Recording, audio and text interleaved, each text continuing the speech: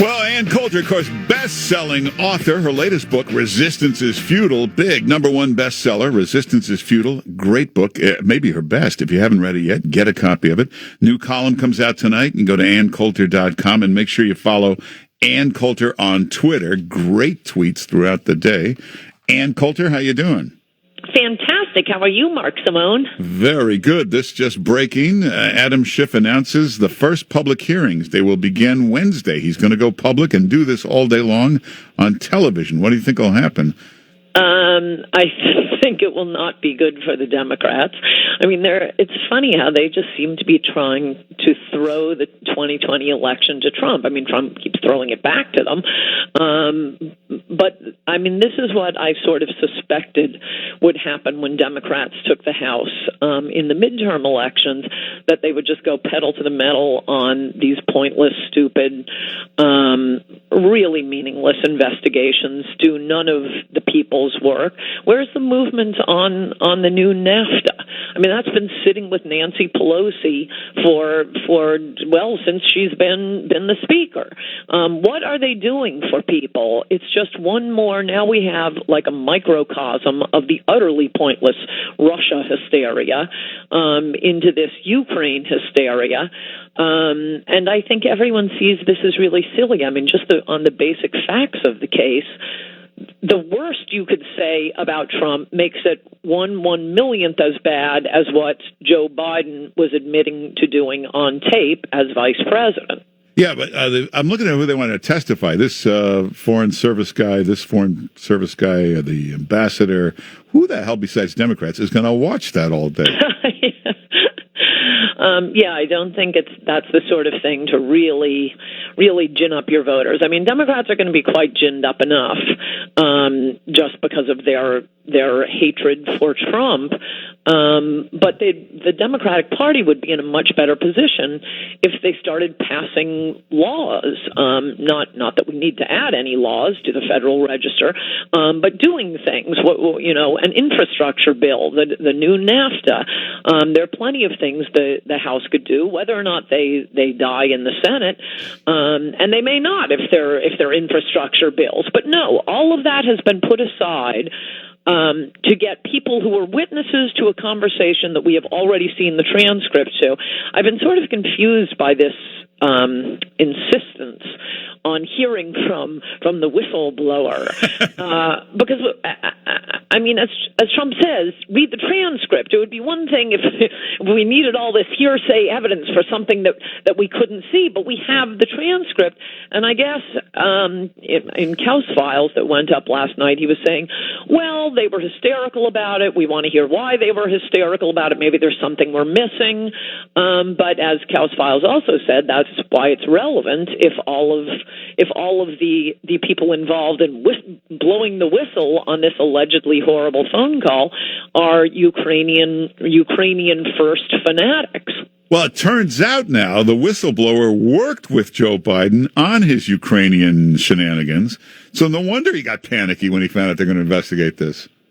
Yes, and was already if this is the whistleblower, it's so crazy that this would be the whistleblower and that Democrats would be willing to take anything he says about a Trump-Ukrainian phone call seriously, much less the Inspector General.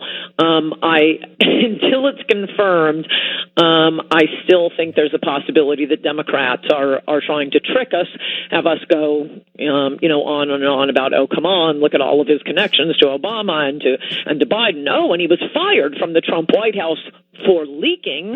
He's a part of the resistance, not a particularly credible source on, well, you don't understand, America, what was wrong with this phone conversation, though it may look perfectly fine to you. I still sort of feel like the Democrats may be faking us out, and they'll produce some allegedly nonpartisan general, a Brennan or Comey type, who, of course, will also be a Ukrainian first fanatic. But if this is the guy, I can see why they're keeping his name quiet. Oh, and by the way, it's part of what makes me think this could be the guy, this Charmella, I think his name is Eric Charmella, right? That is alleged to be the whistleblower. it's wild how the media is not releasing his name. They say, oh, well, it's against the law. They released the Bush administration's secret tracking of terrorist finances. Every other newspaper knew about it. The Bush administration, this is soon after 9/11, goes to the Wall Street Journal, the New York Times.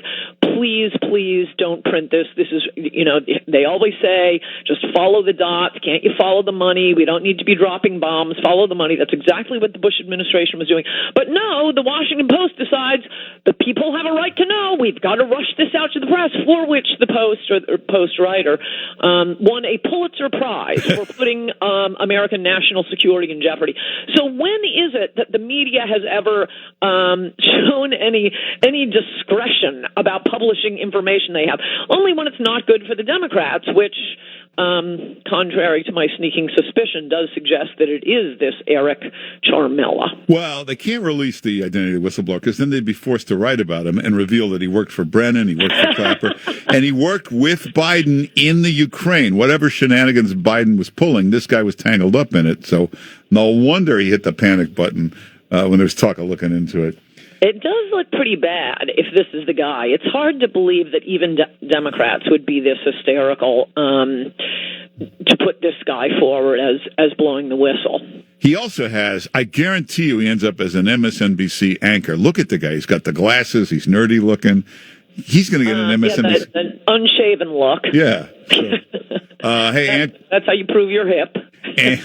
Ann Coulter, this tragedy at the border, this family massacred.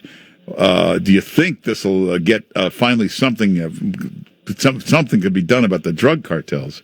I hope so.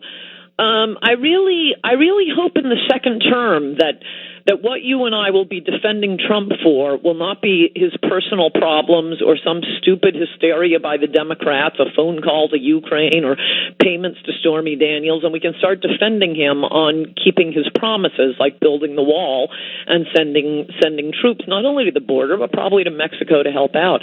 I tweeted an article today from The Guardian, the left-wing British magazine, The Guardian, about the 40,000 missing people in Mexico. They're just dragged away, killed by the cartels, and the story goes through their family members walking through fields with machetes. They know their brother or son or husband has been taken and is dead, and they just spend weeks going in little packs looking for the body so they at least know what happened to them and can give them a burial. If this were happening in Syria, if that murder of the Mormon family had happened in Syria, Lindsey Graham would never shut up about it. But when it happens on a country that is not, 7,000 miles away from America, but a country that is 0 miles away from America, nope, that's not our problem. Yeah, but the president, yesterday he said, we'll combine with you. He told the Mexican government, the U.S. Army will join forces with you, go after him. What can you do if the Mexican government won't do anything? Well, what could you do if Saddam Hussein wouldn't do anything? That's never really stopped us in the past from deciding to go in and rearrange countries, send troops, bomb innocent civilians. Again, I say I don't understand why Americans see that it is totally the commander-in-chief. Oh, no, we can invade Grenada, invade Iraq, invade Afghanistan, drop bombs on Syria. Many of these I supported. Some I didn't. But for Pete's sake, when it's the country on our border killing Americans, no American living in America is at any risk of what happens to Syria. Yeah, all right. Well, we are at risk for what is happening in Mexico, as yesterday has demonstrated. Build the wall, put additional troops. I'd say send them, 10 yards in. Yeah. Maybe send them farther in. Hey, we only have about 30 seconds. The Kentucky election, that Republican was not going to win anyway. Very unpopular guy. That was unfortunate. He's a little weird, that Bevin, but conservative on a lot of things. It was apparently, forget Kentucky. It's unfortunate it's still being counted. Yeah. It was razor sharp. Virginia, however, we lost because of immigration. As I have been warning Republicans for years and years and years, it is 100% a problem of immigration. The same thing that happened to California, Nevada, New Mexico, Colorado has now happened to Virginia. Looks like it's happening to Georgia, could happen to Texas and Florida, and then the country's gone. So wake up, America. Start paying attention to how immigration is turning the country blue. By the way, I'm speaking at Berkeley, November 20th. Uh-oh. Mark Simone. Speaking of needing the U.S. Army to protect Well, everybody go to AnnCoulter.com. You can get everything there, AnnCoulter.com, and make sure you get her latest book, Resistance is Futile. It's the best book she's written. Also, follow Ann Coulter on Twitter. Ann Coulter, thanks for being with us. Good to talk to you, Mark Simone. Bye-bye. All right, take care. Hey, check out the webpage. Now, you know this ABC News anchor admits ABC covered up the Jeffrey Epstein case. Imagine if this had been uncovered years ago. Watch the video. We have the whole thing up on the webpage. Also, look at this video. This is amazing. It's 1984. Johnny Carson is the host of The Tonight Show. Watch this. He's joking about Prince Andrew and young girls. Carson knew about it in 1984. Take a look at the video. Also, what if Democrats were cartoon characters? Well, here, you can take a look at it. It's up on the webpage.